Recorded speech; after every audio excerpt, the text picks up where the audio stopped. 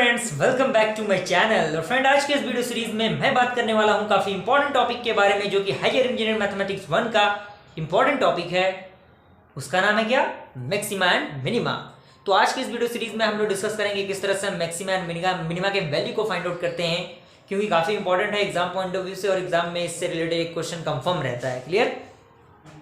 तो अगर मैं इसके डेफिनेशन की बात करूं, बेसिकली ये है maxima and minima of function of two variables, यानी जिसमें क्या होंगे, दो वेरिएबल्स होंगे। इसके लिए ये बेसिकली आपका कंसेप्ट है। क्लियर?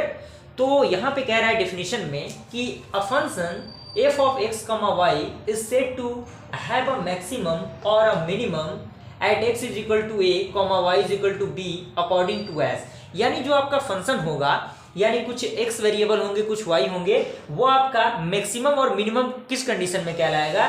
जब जो आपका इंटरवल दिया रहेगा उसमें क्या होगा, x इज इक्वल टू ए या फिर b, आपका x a और b के जगह पे कोई न्यूमेरिकल कोई इंटीजर वैल्यू हो सकता है। और अकॉर्डिंग टू s की अगर मैं बात करूं फंक्शन की, तो f of a h plus b plus k is less than और greater than f of a b। तो बेसिकली ये फर्स्ट डेफिनेशन हो गया। हो सकता है कि अगर आपको समझ में नहीं आया हो, इसी के लिए सेकंड डेफिनेशन भी आपके पॉइंट में यहाँ पे लिखा हुआ है। कह रहा है, इसी में कह रहा है फॉर ऑल पॉजिटिव और negative small values of h and k, यानी यहाँ से जो आपका पॉजिटिव और नेगेटिव वैल्यू आएगा h और k का, उसके थ्रू हम मैक्सिमम और मिनिमम को फाइंड आउट कर सकते हैं। यहाँ पे एक पॉइंट दिख रहा है, कह रहा है कि इन अदर वर्ड्स, यानी कोई अन्य भाषा में, delta if delta is equal to f of a plus h b plus k minus f of a b is of the same sign for all small values of h k, यानी जो आपका function इस term में दिया रहेगा वो आपका क्या होगा, सेम साइन रिप्रेजेंटेट करेगा किस कंडीशन में, स्मॉल वैल्यूज के लिए h k के। And if this sign is negative, अगर ये साइन आपका क्या होगा, नेगेटिव होगा, तो जो आपका वैल्यू होगा f ऑफ a b का, वो क्या होगा, मैक्सिमम होगा। पॉइंट समझिए, अगर आपका साइन नेगेटिव होगा तो वैल्यू क्या होगा, मैक्सिमम होगा। और उसके बाद कह रहा है कि if this sign is positive, यानी जब साइन पॉजिटिव होगा तो उस कंडीशन में आपका जो वैल्यू होगा वो क्या होगा, मिनिमम होगा। क्लियर? नेगेटिव होगा तो मैक्सिमम और पॉजिटिव होगा तो मिनिमम। तो आई होप यहाँ तक पूरा कंसेप्ट आपको समझ में आया होगा। आइए देखते हैं इसका अगला कंसेप्ट क्या कह रहा है। तो फ्रेंड, यहाँ पे आपको बेसिकली 4 पॉइंट आपको यहाँ पे दिख रहा होगा। क्लियर? तो आपको बिल्कुल घबराने की जरूरत नहीं है, आपको पूरा कंसेप्ट समझ में आएगा। क्वेश्चन को जैसे ही हम इसे समझेंगे तो क्वेश्चन के थ्रू आप पूरे थ्योरम को आसानी से समझ सकते हैं। फर्स्ट पॉइंट की अगर मैं बात करूं, उसमें कह रहा है कि if RT minus S square is less than equal to 0, यानी जब आपका RT माइनस एस स्क्वायर का जो वैल्यू होगा वो 0 से छोटा होगा, and r is greater than 0, r का वैल्यू क्या होगा, 0 से बड़ा होगा, एट a b, जो इंटरवल आपका दिया होगा उस इंटरवल पे, then f of a b is a maximum value. तो जो आपका वैल्यू होगा वो क्या होगा, मैक्सिमम होगा।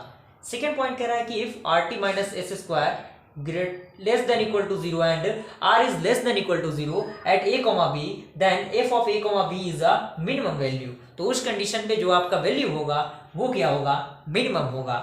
थर्ड नंबर पॉइंट कह रहा है कि RT minus S square is greater than equal to 0 at a b, then f of a b is not an extreme value, that is a b is a saddle point, यानी वो क्या होगा, एक extreme value होगा और साथ ही साथ वो क्या होगा, एक सैडल पॉइंट होगा। क्लियर?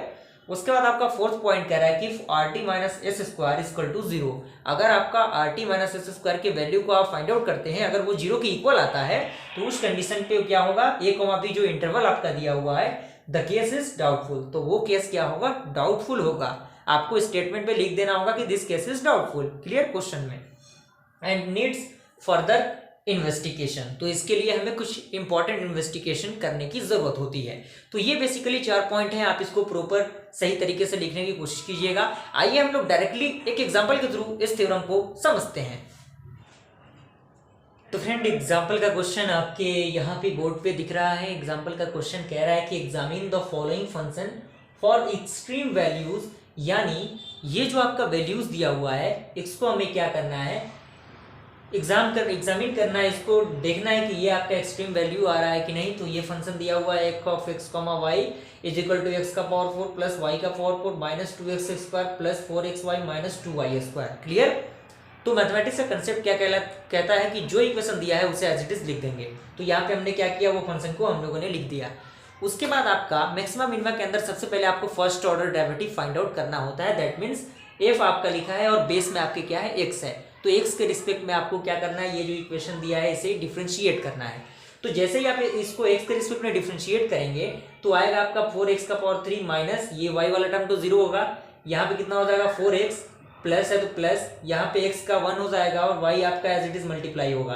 क्लियर। तो x के रिस्पेक्ट में हो गया। सिमिलरली y के रिस्पेक्ट में हम करेंगे तो यहाँ पे 4y का पावर 3 आएगा और प्लस 4x आएगा और माइनस 4y आएगा। क्लियर। यहाँ तक क्लियर हुआ। उसके बाद हमें क्या करना होता है, second order derivative find out करना होता है। तो सेकेंड ऑर्डर डेरिवेटिव का जो वैल्यू होता है वो r होता है, यानी r इज इक्वल टू आपका जो सेकेंड ऑर्डर डेरिवेटिव होगा, यानी एफ ऑफ बेस में आपका 2 टाइम एक्स रहेगा इज इक्वल टू, आप इसको एक बार और डिफरेंशिएट करेंगे तो क्या आएगा, 12x² माइनस 4। क्लियर।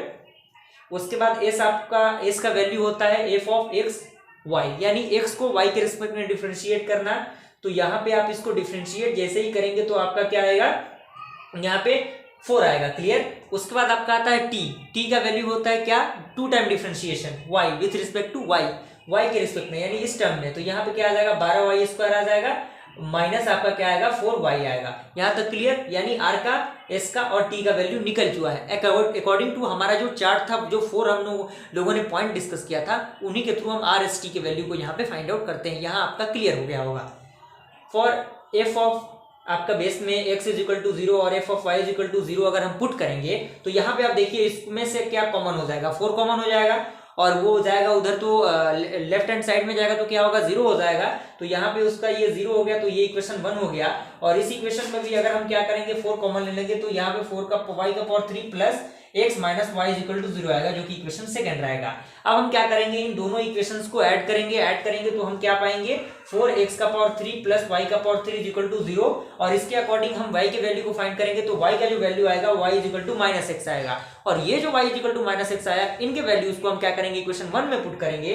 तो जैसे ही इक्वेशन 1 में हम पुट करते हैं तो देखते हैं कि x का power 3 minus 2x is equal to 0 आएगा। देन x का वैल्यू क्या आएगा, √2 माइनस √2 और 0, यानी 3 वैल्यूज आएंगे। देन इसलिए कॉरेस्पॉन्डेंस वैल्यूज ऑफ y के जो कॉरेस्पॉन्डेंस वैल्यू हो जाएंगे वो क्या होंगे, माइनस √2, √2, 0। इसके बाद हम देखते हैं हमें क्या करना है। तो फ्रेंड इसमें अगला आपका है पॉइंट वाइज हमें वैल्यूज को पुट करना है। डेट मीन्स हम क्या करेंगे, एट √2, माइनस √2 पे हम क्या करेंगे, RT माइनस s² की वैल्यू को फाइंड आउट करेंगे। तो वो आपका 20 × 20 माइनस 4²। तो कहीं ना कहीं ये क्या आएगा, पॉजिटिव वैल्यू आएगा। तो ये पॉजिटिव होगा एंड r आपका ऑलरेडी पॉजिटिव है ही।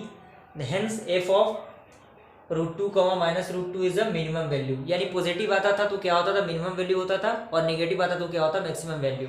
तो यहाँ पे minus √2, √2 also both the RT minus s² and r is positive. Hence F of minus √2, √2 is also a minimum value.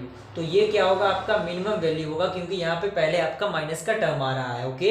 And also at 0,0 RT minus s² is equal to 0 and therefore further investigation is needed. इस कंडीशन में आपको investigation करने की, यानी जांच पड़ताल करने की जरूरत होती है।